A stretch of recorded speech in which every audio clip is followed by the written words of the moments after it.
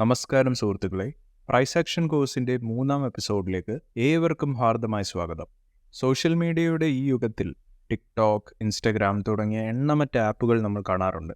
അവിടെ ക്രിയേറ്റേഴ്സ് ഓരോ ദിവസവും ഓരോ പുതിയ ആശയം അവതരിപ്പിക്കുന്നത് നമ്മൾ കാണാറുണ്ട്. അതിൽ ചിലതൊക്കെ വളരെയധികം ജനപ്രിയമാവുകയും ചെയ്യുന്നു. അത് കണ്ടുകൊണ്ട് മറ്റുള്ള ക്രിയേറ്റേഴ്സും ഇതിനെ അനുകരിക്കാൻ ശ്രമിക്കുന്നു. അങ്ങനെ ഈ ഒരു ആക്ട് ഒരു ട്രെൻഡായി മാറുന്നു, അല്ലെങ്കിൽ ആ ആക്ടിനെ നമ്മൾ ട്രെൻഡിങ് ആണ് എന്ന് പറയപ്പെടുന്നു.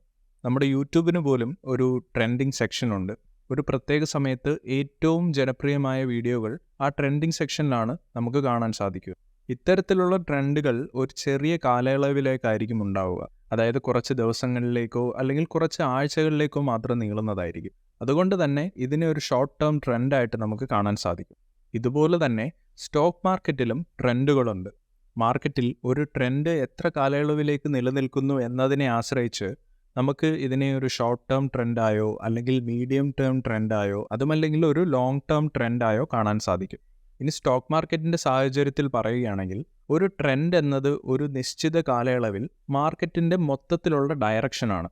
അതുകൊണ്ട് തന്നെ സ്റ്റോക്ക് മാർക്കറ്റിൽ പ്രധാനമായും 3 തരത്തിലുള്ള ട്രെൻഡുകളുണ്ട്. ഒന്നാമത്തേത് അപ് ട്രെൻഡ്, രണ്ടാമത്തേത് ഡൗൺ ട്രെൻഡ് ആൻഡ് അവസാനത്തേത് സൈഡ് വേസ് ട്രെൻഡാണ്. മാർക്കറ്റിൻ്റെ ജനറൽ ട്രെൻഡിനെ തിരിച്ചറിയാൻ വ്യത്യസ്ത രീതികളുണ്ട്.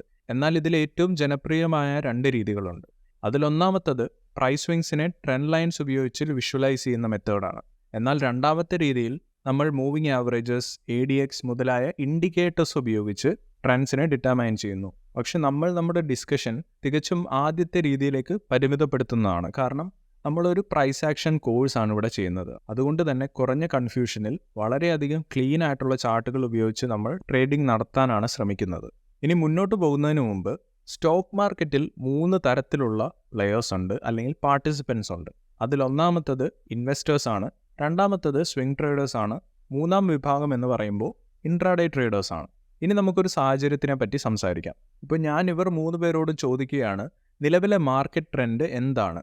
ഈ ഒരു ചോദ്യത്തിന് അവരെല്ലാവരും ഒരേ ഉത്തരം നൽകുമെന്ന് നിങ്ങൾ കരുതുന്നുണ്ടോ? ഒരു നിർബന്ധവുമില്ല. കാരണം ഇൻവെസ്റ്റേഴ്സിന് ഇതൊരു ബുള്ളിഷ് മാർക്കറ്റ് ആണെന്ന് പറയാനാകും. അതേസമയം ഒരു ഇൻട്രാഡേ ട്രേഡറിന് ഇതൊരു ബിയറിഷ് ട്രെൻഡായിട്ടായിരിക്കും കാണാൻ സാധിക്കുന്നത്. ഇതിനെല്ലാം വ്യത്യസ്തമായിട്ട് ഒരു സ്വിംഗ് ട്രേഡർക്ക് മാർക്കറ്റിൽ നിലവിൽ ഒരു ട്രെൻഡുമില്ല, അല്ലെങ്കിൽ മാർക്കറ്റ് സൈഡ് വേസ് ആണ് എന്ന് പറയാൻ സാധിക്കും. അപ്പോൾ ഈ വ്യത്യസ്തമായ അഭിപ്രായങ്ങൾക്ക് കാരണം എന്താണ്? ഒരേ സന്ദർഭത്തിൽ, ഒരേ കണ്ടീഷൻസിൽ, ഒരേ ചാർട്ടിൽ മാർക്കറ്റ് ട്രെൻഡിനെ കുറിച്ച് വ്യത്യസ്ത ആളുകൾക്ക് വ്യത്യസ്ത അഭിപ്രായങ്ങൾ അല്ലെങ്കിൽ വ്യത്യസ്ത വീക്ഷണങ്ങൾ ഉള്ളത് എന്തുകൊണ്ടാണ്? ഈ ഒരു ചോദ്യത്തിൻ്റെ ഏറ്റവും ലളിതവും സ്ട്രെയിറ്റ് ഫോർവേഡുമായിട്ടുള്ള ഉത്തരം എന്താണെന്ന് വെച്ചാൽ ടൈം പീരീഡാണ്. കാരണം ഓരോ സ്റ്റോക്ക് മാർക്കറ്റ് പാർട്ടിസിപ്പൻറ്റും അവരുടെ അനാലിസിസിനായി പല ടൈം ഫ്രെയിംസ് ആണ് ഉപയോഗിക്കുന്നത്. നമ്മൾ ഇൻവെസ്റ്ററിൻ്റെ കാര്യം എടുത്താൽ അയാൾ മന്ത്ലി അല്ലെങ്കിൽ ഇയർലി ടൈം ഫ്രെയിംസിലായിരിക്കും അയാളുടെ അനാലിസിസ് നടത്തുന്നത്. അതേസമയം ഒരു സ്വിംഗ് ട്രേഡറിൻ്റെ കാര്യം എടുക്കുകയാണെങ്കിൽ അയാൾ ചിലപ്പോൾ ഒരു വീക്ക്ലി ടൈം ഫ്രെയിമിലോ അല്ലെങ്കിൽ ഒരു ഡെയിലി ടൈം ഫ്രെയിമിലോ ആയിരിക്കും അനാലിസിസ് നടക്കുന്നത്. ഇനിയൊരു ഇൻട്രാഡേ ട്രേഡറിലേക്ക് വരുമ്പോൾ അയാൾ ചിലപ്പോൾ ഒരു 5 മിനിറ്റിൻ്റെയോ 15 മിനിറ്റിൻ്റെയോ ചാർട്ടിലായിരിക്കും അയാളുടെ അനാലിസിസ് നടത്തുന്നത്. ഇതിൽ നിന്ന് നമുക്ക് മനസ്സിലാക്കാൻ പറ്റുന്ന കാര്യം എന്താണെന്ന് വെച്ചാൽ ടൈം പീരിയഡ് മാറുന്നതിനനുസരിച്ച് അനാലിസിസ് മാറും, അതുപോലെ തന്നെ മാർക്കറ്റ് ട്രെൻഡിനെ കുറിച്ചുള്ള കാഴ്ചപ്പാട് മാറും. അപ്പോൾ ഇതാണ് എൻ്റെ ആദ്യ conclusion. Trends are relative in nature. അതായത് മാർക്കറ്റ് ട്രെൻഡ്സ് ടൈം ഫ്രെയിംസിനെ ആശ്രയിച്ചിരിക്കുന്നു. അതായത് ടൈം ഫ്രെയിംസ് മാറുന്നതിനനുസരിച്ച് ട്രെൻഡ്സും മാറുന്നു. ഇനി നിങ്ങൾ കുറച്ചുപേരെങ്കിലും മാർക്കറ്റിൽ ട്രെൻഡ് ഈസ് യുവർ ഫ്രണ്ട് എന്ന ചൊല്ല് കേട്ടിട്ടുണ്ടാവും. നമ്മുടെ ട്രേഡിംഗ് സക്സസ്സിന് ഈ ഒരു ചൊല്ല് എന്തുകൊണ്ടാണ് പ്രസക്തമാകുന്നത് എന്ന് ഞാൻ വ്യക്തമാക്കാനായിട്ട് ശ്രമിക്കാം. സ്റ്റോക്ക് മാർക്കറ്റിൻ്റെ പ്രൈസ് മൂവ്മെൻറ്റ്സിൽ 4 ഫേസസ് അല്ലെങ്കിൽ 4 സ്റ്റേജസ് ഏതാണെന്ന് നമ്മൾ കഴിഞ്ഞ വീഡിയോയിൽ നിന്നും പഠിച്ചതാണ്. ഇനി മാർക്കറ്റിൽ പ്രൈസ് എങ്ങനെ നീങ്ങുന്നു എന്നതിനെക്കുറിച്ച് നമുക്ക് അനലൈസ് ചെയ്യാം. ഉദാഹരണത്തിന് നമുക്കൊരു റബ്ബർ ബോളിൻ്റെ കേസ് എടുക്കാം. നമ്മൾ ആ ബോൾ എടുത്തു തറയിലേക്ക് എറിഞ്ഞു. ആ പന്ത് കുതിച്ചുയരുന്നത് നമുക്ക് കാണാൻ സാധിക്കും. പക്ഷേ ആ പന്ത് പറന്ന് ബഹിരാകാശത്തേക്കൊന്നും പോകില്ല. അത് തിരിച്ച് താഴെ വരും, എന്നിട്ട് വീണ്ടും കുതിക്കും, വീണ്ടും കുതിക്കും, വീണ്ടും കുതിച്ചുയരും. അതുപോലെ തന്നെയാണ് സ്റ്റോക്ക് മാർക്കറ്റ്സിലും. പ്രൈസ് ഒരിക്കലും ഒരു അനിശ്ചിത കാലത്തേക്ക് മുകളിലേക്കോ താഴേക്കോ പോകില്ല. അത് ഇടയ്ക്കിടയ്ക്ക് ദിശ മാറ്റിക്കൊണ്ടേയിരിക്കും. പ്രൈസിൻ്റെ ഈ ഒരു ഓസിലേറ്റിംഗ് നേച്ചറിനെ നമ്മൾ പ്രൈസ് സ്വിങ്സ് എന്നാണ് പറയുക. ഒരു സാധാരണ പ്രൈസ് സ്വിങ് എടുക്കുകയാണെങ്കിൽ അതിലൊരു ഇമ്പൾസ് മൂവും ഉണ്ടാവും, ഒരു കറക്റ്റീവ് മൂവും ഉണ്ടാവും. ഇമ്പൾസ് മൂവിൽ നമുക്ക് കാണാൻ സാധിക്കുന്നത് വലിയ പ്രൈസ് ആക്ഷൻ ക്യാൻഡിൽസ് ഉൾക്കൊള്ളുന്ന ഒരു ശക്തമായ പ്രൈസ് മൂവിനെയാണ്. അതേസമയം ആ ട്രെൻഡിലെ കറക്റ്റീവ് മൂവ്സ് എന്ന് പറയുന്നത് പൊതുവെ ദുർബലമായ ഒരു പ്രൈസ് മൂവ് ആയിരിക്കും ആ ഇമ്പൾസ് മൂവിനെ കമ്പയർ ചെയ്യുമ്പോൾ. നമുക്കിനി ഓരോ ട്രെൻഡ് ടൈപ്പും മനസ്സിലാക്കിയതിന് ശേഷം എങ്ങനെ ഓരോന്നിനും ട്രെൻഡ് ലൈൻ ഡ്രോ ചെയ്യാം എന്നതിനെ പറ്റി പഠിക്കാം. ഡെഫിനിഷൻ അനുസരിച്ച് അപ് ട്രെൻഡുകൾ ഫോം ചെയ്യുന്നത് റൈസിംഗ് ഡേറ്റ പോയിന്റ്സ് മൂലമാണ്, അതായത് ഹയർ സ്വിംഗ് ഹൈസും ഹയർ സ്വിംഗ് ലോസും മൂലം. ഇവിടെ പ്രൈസസ് മുകളിലേക്ക് കുതിച്ചുയരുന്നതിനൊപ്പം സ്വിങ്ങുകളും ഒരു റെക്കഗ്നൈസബിൾ പാറ്റേൺ ഉണ്ടാക്കിക്കൊണ്ട് മുകളിലേക്ക് മൂവ് ചെയ്യുന്നു. ഇനി ഒരു അപ് ട്രെൻഡിനിടയിൽ ഇമ്പൾസ് മൂവ് എന്ന് പറയുന്നത് മുകളിലേക്കുള്ളൊരു സ്ട്രോങ് അപ്പ് മൂവ് ആണ്. ആ അപ്പ് മൂവിനുള്ളിൽ ശക്തമായ കുറേ ബുള്ളിഷ് ക്യാൻഡിൽസിൻ്റെ ഒരു കൂട്ടം തന്നെ ഉണ്ടാവും. അങ്ങനെ അതൊരു ഹയർ പ്രൈസ് ഫോം ചെയ്യും. എന്തിനെ അപേക്ഷിച്ച്? പ്രീവിയസ്ലി ഫോംഡ് ആയിട്ടുള്ള ഹൈനെ അപേക്ഷിച്ച് ഒരു ഹയർ പ്രൈസ് ആയിരിക്കും ഈ ഒരു അപ്പ് മൂവ് ഫോം ചെയ്യുന്നത്. ഈ ഒരു ഇമ്പൾസ് മൂവിന് ശേഷം കറക്റ്റീവ് മൂവ് ആണ് ഉണ്ടാകുന്നത്. ഈ കറക്റ്റീവ് മൂവ് എന്ന് പറയുന്നത് ഇമ്പൾസ് മൂവിൻ്റെ ഓപ്പോസിറ്റ് ഡയറക്ഷനിലായിരിക്കും, അല്ലെങ്കിൽ നിലവിലുള്ള ബുള്ളിഷ് ട്രെൻഡിന് എതിർ ദിശയിലായിരിക്കും ഈ കറക്റ്റീവ് മൂവ് ഉണ്ടാകുന്നത്. കറക്റ്റീവ് മൂവ്സ് സാധാരണമായും വീക്കർ ആയിട്ടുള്ള ക്യാൻഡിൽസ് മൂലമാണ് ഉണ്ടാകുന്നത്. ഈ ഒരു കറക്റ്റീവ് മൂവ് ഒരു ലോവർ പ്രൈസ് സ്വിംഗ് ഉണ്ടാക്കും. എന്നിരുന്നാലും ഈ ഒരു ലോവർ പ്രൈസ് ഇതിനു മുമ്പ് ഫോം ചെയ്ത ലോയിനേക്കാളും ഉയർന്നതായിരിക്കും. കറക്റ്റീവ് മൂവ് സാധാരണമായും പ്രോഫിറ്റ് ബുക്കിംഗ് മൂലമാണ് ഉണ്ടാകുന്നത്. ഇനി നിങ്ങൾക്ക് ഓർത്തിരിക്കാനായിട്ടൊരു തമ്പ് റൂൾ പറയുകയാണെങ്കിൽ, നമ്മളൊരു ട്രെൻഡിനെ ഒരു അപ് ട്രെൻഡായിട്ട് കൺസിഡർ ചെയ്യണമെങ്കിൽ അറ്റ്ലീസ്റ്റ് 2 പ്രൈസ് സ്വിങ്സ് എങ്കിലും അപ്സൈഡിലേക്ക് ഉണ്ടായിരിക്കണം. ഇനിയൊരു ട്രെൻഡിനെ അപ് ട്രെൻഡായി കൺഫേം ചെയ്യണമെങ്കിൽ അറ്റ്ലീസ്റ്റ് 3 സ്വിങ്സ് അപ്സൈഡ് ഡയറക്ഷനിൽ ഉണ്ടായിരിക്കണം. ഇങ്ങനെ ഫോം ചെയ്ത സ്വിങ്ങുകളുടെ എല്ലാം ഹയർ ലോസ് കണ്ടുപിടിച്ചതിന് ശേഷം നമ്മൾ ഈ സ്വിംഗ് ലോസ് അല്ലെങ്കിൽ ഹയർ ലോസിനെ എല്ലാം കണക്ട് ചെയ്തുകൊണ്ട് ഒരു ലൈൻ വരയ്ക്കുകയാണ്. ഇങ്ങനെ ഈ സീരീസ് ഓഫ് ഹയർ ലോസ് അല്ലെങ്കിൽ സ്വിംഗ് ലോസിലൂടെ കണക്ട് ചെയ്ത് വരച്ച ലൈൻ ഭാവിയിലുള്ള പ്രൈസ് മൂവ്സിന് ഒരു സപ്പോർട്ട് ലെവൽ ഫോം ചെയ്യുന്നതായിരുന്നു. ആൻഡ് ഈ ഒരു ലൈനിനെ നമുക്ക് അപ് ട്രെൻഡ് ലൈൻ എന്ന് വിശേഷിപ്പിക്കാനാവും. ഈ ഒരു ട്രെൻഡ് ലൈൻ വളരെ ഇമ്പോർട്ടൻ്റ് ആയിട്ടുള്ളൊരു ട്രേഡിംഗ് സോൺ അല്ലെങ്കിൽ ഏരിയ ഓഫ് വാല്യൂ ആണ്. കാരണം ഈ ഒരു ട്രെൻഡ് ലൈനിന് സമീപത്തായിരിക്കും ഭാവിയിൽ ബ്രേക്കൗട്ടുകളോ റിവേഴ്സുകളോ നടക്കാൻ സാധ്യത കൂടുതൽ. ഞാൻ പറഞ്ഞതുപോലെ തന്നെ ഭാവിയിൽ നമുക്ക് ഈ ട്രെൻഡ് ലൈനിൽ നിന്നും ഇമ്പൾസ് സ്വിംഗ് മൂവ്സ് ട്രേഡ് ചെയ്യാനായിട്ട് സാധിക്കും. അതുമല്ലെങ്കിൽ പ്രൈസ് തിരികെ ട്രെൻഡ് ലൈനിനെ ടെസ്റ്റ് ചെയ്യാനായിട്ട് വരുമ്പോൾ നമുക്ക് ബൈ ഓർഡേഴ്സും പ്ലേസ് ചെയ്യാവുന്നതാണ്. ഇനി നമ്മൾ ഈ സ്വിങ്സിൻ്റെ എല്ലാം ഹയർ ഹൈസിനെ ഐഡൻറ്റിഫൈ ചെയ്തതിന് ശേഷം ഈ ഹയർ ഹൈസിനെയോ അല്ലെങ്കിൽ സ്വിംഗ് ഹൈസിനെയോ എല്ലാം കണക്ട് ചെയ്തുകൊണ്ട് ഒരു ലൈൻ വരയ്ക്കുകയാണെങ്കിൽ ആ ഒരു ലൈനിനെ നമുക്ക് ട്രെൻഡ് ചാനൽ ലൈൻ എന്ന് വിശേഷിപ്പിക്കാം. ഈ ഒരു ലൈൻ ഫ്യൂച്ചർ പ്രൈസ് മൂവ്മെൻറ്റ്സിന് ഒരു റെസിസ്റ്റൻസ് ഏരിയ ആയിട്ടാണ് ആക്ട് ചെയ്യുക. അതുകൊണ്ട് തന്നെ നമുക്ക് ട്രെൻഡ് ചാനൽ ലൈനിൽ നിന്ന് കറക്റ്റീവ് മൂവ്സിനെ ട്രേഡ് ചെയ്യാനായിട്ട് സാധിക്കും. അതുമല്ലെങ്കിൽ പ്രൈസ് ഈ ഒരു ട്രെൻഡ് ചാനൽ ലൈനിലേക്ക് എത്തുമ്പോൾ നമുക്കൊരു സെൽ ഓർഡർ പ്ലേസ് ചെയ്യാനായിട്ട് സാധിക്കും. ഇനി ഡൗൺ ട്രെൻഡ്സിലേക്ക് വരുമ്പോൾ ബൈ ഡെഫിനിഷൻ ഡൗൺ ട്രെൻഡ്സിനെ ഫോളിംഗ് ഡേറ്റ പോയിന്റ്സ് വെച്ചിട്ടാണ് മാർക്ക് ചെയ്യുന്നത്. അതായത് down trends lower swing highs and lower swing lows മൂലമാണ് ഉണ്ടാകുന്നത്. ഒരു ഡൗൺ ട്രെൻഡിൽ പ്രൈസ് വളരെ ശക്തമായ രീതിയിൽ താഴേക്ക് പോകുന്നു. അങ്ങനെ താഴേക്ക് പോകുമ്പോൾ അതൊരു റെക്കഗ്നൈസബിൾ പാറ്റേണിൽ സ്വിങ്സ് ഫോം ചെയ്യും. ഇനി ഡൗൺ ട്രെൻഡിൻ്റെ കേസിൽ ഇമ്പൾസ് മൂവ് എന്ന് പറയുന്നത് താഴേക്കുള്ള ശക്തമായ ഒരു ഡൗൺ മൂവ് ആണ്. ഈ ഒരു ഡൗൺ മൂവിൽ വളരെ ശക്തമായ ബിയറിഷ് ക്യാൻഡിൽസും ഫോം ചെയ്യും. ഇങ്ങനെ ഫോം ചെയ്ത ലോവർ പ്രൈസ് മുമ്പ് ഫോം ചെയ്ത അല്ലെങ്കിൽ പ്രീവിയസ്ലി ഫോം ചെയ്ത ലോ പ്രൈസിനേക്കാളും താഴെയായിരിക്കും. ഇനി നമുക്കറിയാവുന്നതുപോലെ തന്നെ ഒരു ഇമ്പൾസ് മൂവിന് ശേഷം തീർച്ചയായും ഒരു കറക്റ്റീവ് മൂവ് ഉണ്ടാവുന്നതായിരിക്കും. ഈ കറക്റ്റീവ് മൂവ് നിലവിലുള്ള ബെയറിഷ് ട്രെൻഡ് ഡയറക്ഷൻ്റെ ഓപ്പോസിറ്റ് അല്ലെങ്കിൽ എതിർ ദിശയിലായിരിക്കും മൂവ് ചെയ്യുക. ഇനി നേരത്തെ സൂചിപ്പിച്ചതുപോലെ സാധാരണമായും കറക്റ്റീവ് മൂവ്സ് വളരെ ദുർബലമായ അല്ലെങ്കിൽ വീക്ക് ക്യാൻഡിൽസ് കൊണ്ടാണ് ഉണ്ടാകുന്നത്. ഇനി ഇങ്ങനെ ഫോം ചെയ്ത ഹയർ പ്രൈസ് എന്ന് പറയുന്നത് നേരത്തെ ഫോം ചെയ്ത ഹൈ പ്രൈസിനേക്കാൾ താഴെയായിരിക്കും. മാർക്കറ്റിൽ നേരത്തെ ഷോർട്ട് പൊസിഷൻസ് എടുത്തിരുന്ന ട്രേഡേഴ്സ് അവരുടെ പ്രോഫിറ്റ് ബുക്ക് ചെയ്യുന്നത് മൂലമായിരിക്കും സാധാരണമായി ഈ കറക്റ്റീവ് മൂവ്സ് ഉണ്ടാകുന്നത്. ഒരു ട്രെൻഡിന് നമ്മൾ ഡൗൺ ട്രെൻഡായിട്ട് കൺസിഡർ ചെയ്യണമെങ്കിൽ അവിടെ അറ്റ്ലീസ്റ്റ് 2 കംപ്ലീറ്റ് ഡൗൺ സ്വിങ്സ് എങ്കിലും ഉണ്ടായിരിക്കണം. ഇനിയൊരു ട്രെൻഡിനെ ഒരു ഡൗൺ ട്രെൻഡായിട്ട് കൺഫേം ചെയ്യണമെങ്കിൽ അവിടെ അറ്റ്ലീസ്റ്റ് 3 കംപ്ലീറ്റ് ഡൗൺ സ്വിങ്സ് ഉണ്ടായിരിക്കണം. ഇങ്ങനെ ഫോം ചെയ്ത ഡൗൺ സ്വിങ്സിൻ്റെ സ്വിംഗ് ഹൈസ് അല്ലെങ്കിൽ ലോവർ ഹൈസ് ഐഡൻറ്റിഫൈ ചെയ്തതിന് ശേഷം നമ്മൾ ഈ സ്വിംഗ് ഹൈസിനെ എല്ലാം കണക്ട് ചെയ്തുകൊണ്ട് ഒരു ലൈൻ വരയ്ക്കുന്നു, അല്ലെങ്കിൽ ഒരു ട്രെൻഡ് ലൈൻ വരയ്ക്കുന്നു. ഇങ്ങനെ ഫോം ചെയ്ത down trend line future price മൂവ്മെൻറ്റ്സിന് ഒരു റെസിസ്റ്റൻസ് ഏരിയ ആയിട്ട് ആക്ട് ചെയ്യുന്നു. ഈ ഒരു ഏരിയയിൽ നിന്ന് നമുക്ക് ഇമ്പൾസ് സ്വിംഗ് മൂവ്സിനെ ഒരു ഡൗൺ സൈഡ് ഡയറക്ഷനിലേക്ക് ട്രേഡ് ചെയ്യാനായിട്ട് സാധിക്കും. അല്ലെങ്കിൽ സിമ്പിളായി പറയുകയാണെങ്കിൽ ഈ ഒരു റെസിസ്റ്റൻസ് ഏരിയയിലേക്ക് പ്രൈസ് എത്തുമ്പോൾ സെൽ ചെയ്യാനായിട്ട് സാധിക്കും. ഇനി നേരത്തെ കേസ് പോലെ തന്നെ ഇവിടെ നമ്മൾ ലോവർ ലോസ് അല്ലെങ്കിൽ സ്വിംഗ് ലോസിനെ ഐഡൻറ്റിഫൈ ചെയ്തതിന് ശേഷം ആ സ്വിംഗ് ലോസിനെ എല്ലാം കണക്ട് ചെയ്യുകയാണെങ്കിൽ അങ്ങനെ കണക്ട് ചെയ്ത ലൈനിനെ നമുക്ക് ട്രെൻഡ് ചാനൽ ലൈൻ എന്ന് വിളിക്കാനായിട്ട് സാധിക്കും. ഈ ഒരു trend channel line future price മൂവ്മെൻറ്റ്സിന് ഒരു സപ്പോർട്ട് ലെവലായിട്ടായിരിക്കും ആക്ട് ചെയ്യുക. അതായത് ഈ ട്രെൻഡ് ചാനൽ ലൈനിൽ നിന്നും നമുക്ക് കറക്റ്റീവ് മൂവ്സിനെ ട്രേഡ് ചെയ്യാനായിട്ട് സാധിക്കും. അല്ലെങ്കിൽ പ്രൈസ് ഈ ട്രെൻഡ് ചാനലിലേക്ക് വരുമ്പോൾ നമുക്ക് ബൈ ഓർഡേഴ്സ് കൊടുക്കാനായിട്ട് സാധിക്കും. ഇപ്പോൾ നിങ്ങൾക്ക് നല്ലൊരു ഐഡിയ കിട്ടിക്കാണും. അതായത് കറക്റ്റീവ് മൂവ്സ് എപ്പോഴും എക്സിസ്റ്റിംഗ് ട്രെൻഡിന് എതിരെയുള്ള ദുർബലമായ അല്ലെങ്കിൽ വീക്ക് പ്രൈസ് മൂവ്സ് ആണ്.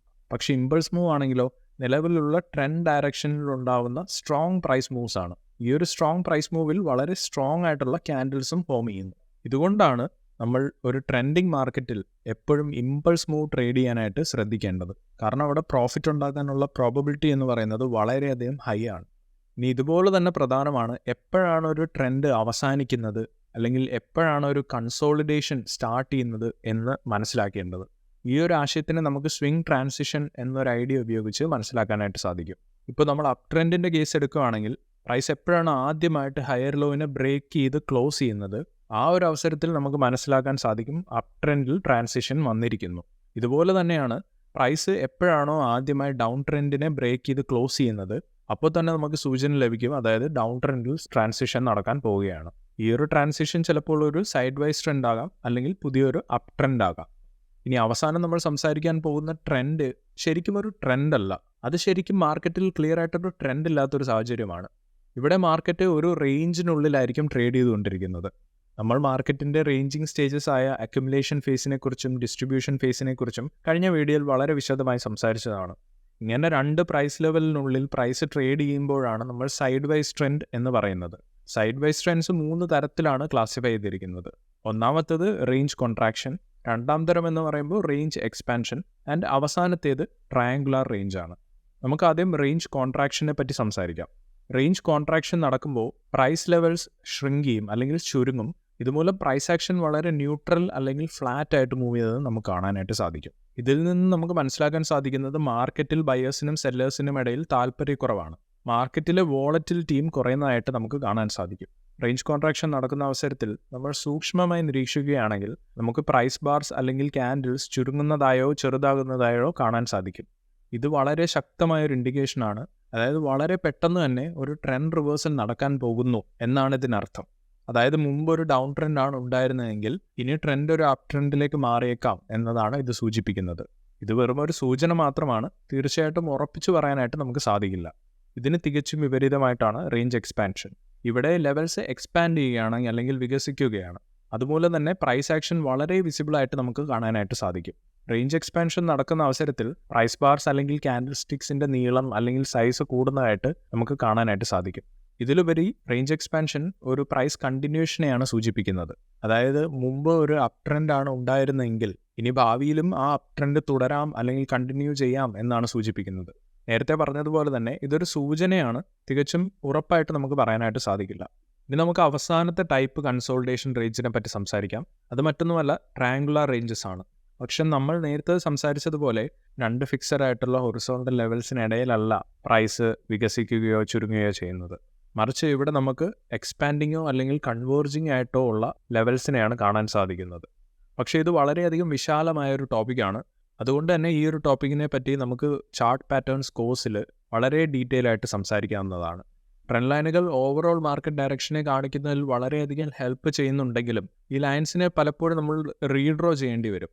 ഒരു ഉദാഹരണം പറയുകയാണെങ്കിൽ, ഒരു അപ് ട്രെൻഡിൻ്റെ സമയത്ത് പ്രൈസ് ചിലപ്പോൾ ട്രെൻഡ് ലൈനിന് താഴെ പോയേക്കാം. പക്ഷേ ഇതെപ്പോഴും ആ ട്രെൻഡ് അവസാനിച്ചു അല്ലെങ്കിൽ പ്രൈസ് ബ്രേക്ക് ഡൗൺ ആയി എന്ന് അർത്ഥമാക്കുന്നില്ല.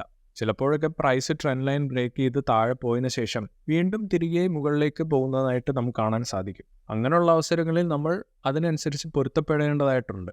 അത്തരത്തിലുള്ള സാഹചര്യങ്ങളിൽ ആ പുതിയ പ്രൈസ് ആക്ഷനെ റിഫ്ലക്റ്റ് ചെയ്യാനായിട്ട് ആ ട്രെൻഡ് ലൈൻ നമ്മൾ മാറ്റി വരയ്ക്കേണ്ടി വരും. ഇനി ഈ വീഡിയോയുടെ ഏറ്റവും പ്രധാനപ്പെട്ട ഭാഗത്തിലേക്കാണ് നമ്മൾ വരുന്നത്. അത് ട്രെൻഡിൻ്റെ സ്ട്രെങ്ത്തിനെ തിരിച്ചറിയുന്നതാണ്. സാധാരണമായി സ്ട്രെങ്ത്തിനെ ഡിപ്പെൻഡ് ചെയ്തുകൊണ്ട് ട്രെൻഡ്സിനെ നമുക്ക് രണ്ടായിട്ട് തരംതിരിക്കാവുന്നതാണ്. ഒന്നാമത്തേത് സ്ട്രോങ് ആയിട്ടുള്ള ട്രെൻഡ്, രണ്ടാമത്തേത് ഒരു വീക്ക് ട്രെൻഡ് അല്ലെങ്കിൽ ഡൾ ട്രെൻഡ് എന്ന് വേണമെങ്കിൽ പറയാം. ഇനി ട്രെൻഡിനെ അതിൻ്റെ സ്ട്രെങ്ത്തിനെ അടിസ്ഥാനമാക്കി നമ്മൾ തരംതിരിക്കുമ്പോൾ കുറച്ച് ഇമ്പോർട്ടൻ്റ് ആയിട്ടുള്ള പാരാമീറ്ററുകൾ നമ്മൾ മനസ്സിൽ സൂക്ഷിക്കേണ്ടത് അനിവാര്യമാണ്. അതിലൊന്നാമത്തേത് നമ്മൾ ഓൾറെഡി സംസാരിച്ചതാണ്. ഒരു പർട്ടിക്കുലർ ട്രെൻഡിനെ നമുക്ക് വാലിഡ് ആയിട്ട് കൺസിഡർ ചെയ്യണമെങ്കിൽ അറ്റ്ലീസ്റ്റ് 2 അതിലധികമോ ഡേറ്റാ പോയിൻറ്റ്സ് അല്ലെങ്കിൽ സ്വിങ്സ് ആവശ്യമായിട്ട് വരും. ചുരുക്കി പറയുകയാണെങ്കിൽ 2 അതിലധികമോ കോണ്ടാക്ട് പോയിൻറ്റ്സ് ഒരു ട്രെൻഡ് ലൈനിൽ ഉണ്ടെങ്കിൽ മാത്രമേ ആ ഒരു ട്രെൻഡിനെ നമ്മൾ കൺസിഡർ ചെയ്യുകയുള്ളൂ. ഇനി ഒരു ട്രെൻഡിനെ കൺഫേം ചെയ്യണമെന്നുണ്ടെങ്കിൽ അവിടെ അറ്റ്ലീസ്റ്റ് 3 സ്വിംഗ് പോയിൻറ്റ്സ് എങ്കിലും ആവശ്യമായിട്ട് വരും. രണ്ടാമത്തെ പാരാമീറ്റർ എന്നത് ട്രെൻഡ് ലൈനിൻ്റെ സ്ലോപ്പ് അല്ലെങ്കിൽ ചരിവാണ്. ടൈം ഫ്രെയിമിനനുസൃതമായി പ്രൈസ് എത്ര നീങ്ങണം എന്നുള്ളതാണ് ട്രെൻഡ് ലൈനിൻ്റെ സ്ലോപ്പ് നമുക്ക് സൂചിപ്പിക്കുന്നത്. സ്റ്റീപ്പായിട്ടുള്ള അല്ലെങ്കിൽ കുത്തനെയുള്ള ട്രെൻഡ് ലൈനുകൾ വളരെയധികം മികച്ച ട്രെൻഡുകൾ നമുക്ക് നൽകാനായിട്ട് സാധിക്കും. ഇനി സ്ലോപ്പ് എന്താണെന്ന് ലളിതമായ ഭാഷയിൽ പറയുകയാണെങ്കിൽ അത് പ്രൈസ് കൺസോളിഡേഷൻ നടക്കുമ്പോഴുള്ള ക്രിട്ടിക്കൽ പ്രൈസ് ലെവൽസും നമ്മൾ വരച്ച ട്രെൻഡ് ലൈനും ഇടയിലുള്ള ആംഗിളാണ്. ഒരു ഉദാഹരണം പറയുകയാണെങ്കിൽ, അക്യുമുലേഷൻ ഫേസിൽ നിന്നും ഒരു പ്രൈസ് ബ്രേക്ക്ഔട്ട് സംഭവിച്ച് ഒരു അപ് ട്രെൻഡ് ഉണ്ടാവുകയാണെന്ന് വിചാരിക്കുക. ഈ അക്യുമുലേഷൻ ഫേസിലെ ടോപ്പ് റെസിസ്റ്റൻസ് ലൈനും ട്രെൻഡ് ലൈനും തമ്മിലുള്ള ആംഗിൾ എടുക്കുകയാണെങ്കിൽ ആ ട്രെൻഡ് ലൈനിൻ്റെ സ്ലോപ്പ് നമുക്ക് എളുപ്പത്തിൽ കണ്ടെത്താനായിട്ട് സാധിക്കും. എന്നിരുന്നാലും ഈ ഒരു ട്രെൻഡ് ലൈൻ വളരെ പരന്നത് അല്ലെങ്കിൽ ഫ്ലാറ്റ് ആണെങ്കിൽ ആ ഒരു ട്രെൻഡിനെ വീക്കായോ ദുർബലമായോ നമുക്ക് കണക്കാക്കാം. ഇനി അവസാനത്തെ പാരാമീറ്റർ എന്ന് പറയുമ്പോൾ ട്രെൻഡിനെടുത്ത ടൈമാണ്. അതായത് ആ ട്രെൻഡ് രൂപപ്പെടാനായിട്ട് എത്ര സമയമാണ് എടുത്തത് എന്നുള്ളതാണ്. ഇപ്പോൾ നിലവിലുള്ളൊരു ട്രെൻഡ് രൂപപ്പെടാൻ മാസങ്ങളെടുത്തെങ്കിൽ അത് ചിലപ്പോൾ ആഴ്ചകളോ ദിവസങ്ങളോ മാത്രം എടുത്ത ഒരു ട്രെൻഡിനേക്കാൾ വളരെയധികം സ്ട്രോങ് ആയിരിക്കും. അതിനാൽ ഒരു ട്രെൻഡ് രൂപപ്പെടാൻ എത്രയധികം സമയം എടുക്കുന്നുവോ അത്രയും അധികം സ്ട്രോങ്ങർ ആയിരിക്കും ആ ഫോം ഇന്ന ട്രെൻഡ് എന്ന് പറയുന്നത്. ട്രെൻഡിൻ്റെ ഡ്യൂറേഷൻ അല്ലെങ്കിൽ ദൈർഘ്യത്തിനെ അടിസ്ഥാനമാക്കി ഒരു ട്രെൻഡിനെ തരംതിരിക്കാൻ നമുക്ക് കഴിയും. ഇതൊരു ഷോർട്ട് ടേം ട്രെൻഡ് ആകാം, ഒരു ഇൻ്റർമീഡിയറ്റ് അല്ലെങ്കിൽ മീഡിയം ടേം ട്രെൻഡ് ആകാം, അതുമല്ലെങ്കിൽ ഒരു ലോങ് ടേം ട്രെൻഡ് ആകാം. പക്ഷേ ഒരു ട്രെൻഡ് എത്രത്തോളം നിലനിൽക്കുന്നോ അത്രയധികം അതിൻ്റെ വെയിറ്റേജ് കൂടുകയാണ്. അപ്പോൾ ട്രെൻഡിൻ്റെ സ്ട്രെങ്ത് അറിയാനായിട്ട് അല്ലെങ്കിൽ ഒരു പർട്ടിക്കുലർ ട്രെൻഡിൻ്റെ വെയിറ്റേജ് അറിയാനായിട്ടുള്ള കുറച്ച് പാരാമീറ്റേഴ്സിനെ പറ്റിയാണ് നമ്മളിവിടെ സംസാരിച്ചത്. അപ്പോൾ ഈ വീഡിയോയിൽ നിന്ന് നിങ്ങൾ കുറച്ചെങ്കിലും പുതിയ കാര്യങ്ങൾ പഠിച്ചെന്ന് ഞാൻ വിചാരിക്കുന്നു. അങ്ങനെയാണെങ്കിൽ തീർച്ചയായും ഈ വീഡിയോ ലൈക്ക് ചെയ്യുക. അതുമാത്രമല്ല, ചാനലിനെ സപ്പോർട്ട് ചെയ്യാൻ നിങ്ങൾ ആഗ്രഹിക്കുന്നുണ്ടെങ്കിൽ തീർച്ചയായിട്ടും സബ്സ്ക്രൈബ് ചെയ്യുക. അതുമാത്രമല്ല, ബെല്ലൈക്കൺ എനേബിൾ ചെയ്യാൻ മറക്കരുത്. അതുകൊണ്ട് നിങ്ങൾക്ക് ഇനി വരാനിരിക്കുന്ന വീഡിയോസ് മിസ് ഔട്ട് ആവില്ല. അപ്പോൾ അടുത്ത വീഡിയോയിൽ കാണുന്നവരെ it's good bye from my end.